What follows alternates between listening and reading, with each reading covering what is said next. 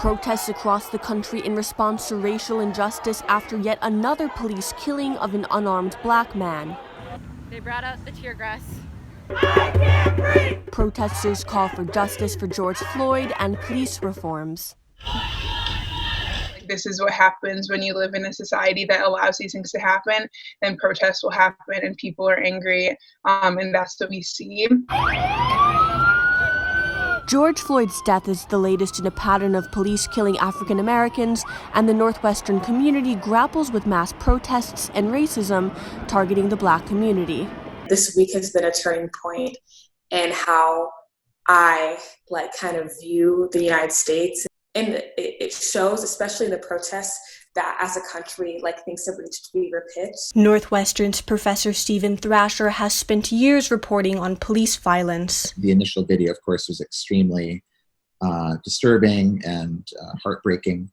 And it felt like I was watching a rerun that just doesn't stop. Northwestern student organizations posting support on social media and students encouraging peers to donate.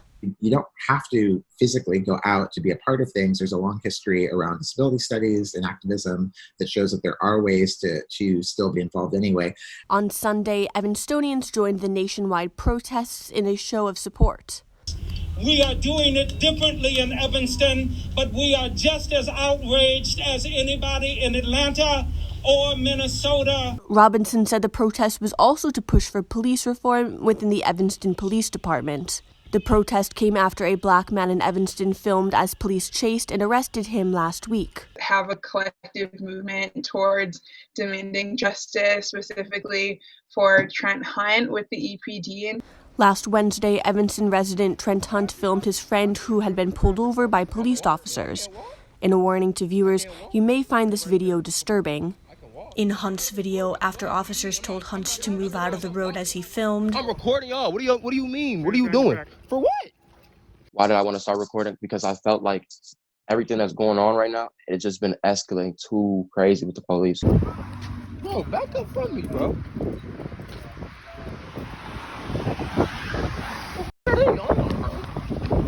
Hunt can be seen running and being pushed down and detained by police officers. I didn't do anything wrong, bro. Why did I start running? Because I felt like I was gonna die. Hunt says he was charged with obstructing right-of-way of vehicles, disorderly conduct, disobedience to a police officer in a public space, and resisting arrest. He was released later that evening. Evanston Police Department declined to comment on Hunt's case. A petition that has garnered over 10,000 signatures calls for, quote, all trumped-up charges against Trent Hunt to be dropped. From protests in Evanston to demonstrations overseas, all still in the midst of a global pandemic. We had to require people to wear masks, and then we also had so many donations of masks and gloves and hand sanitizer.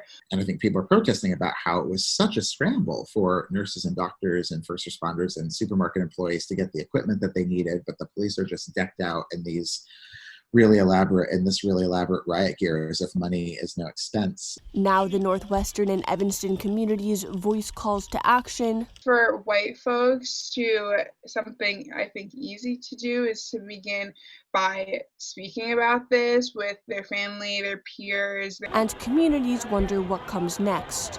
I don't know where we'll go from here, as a country or as students. Megan Leibowitz, Northwestern News Network.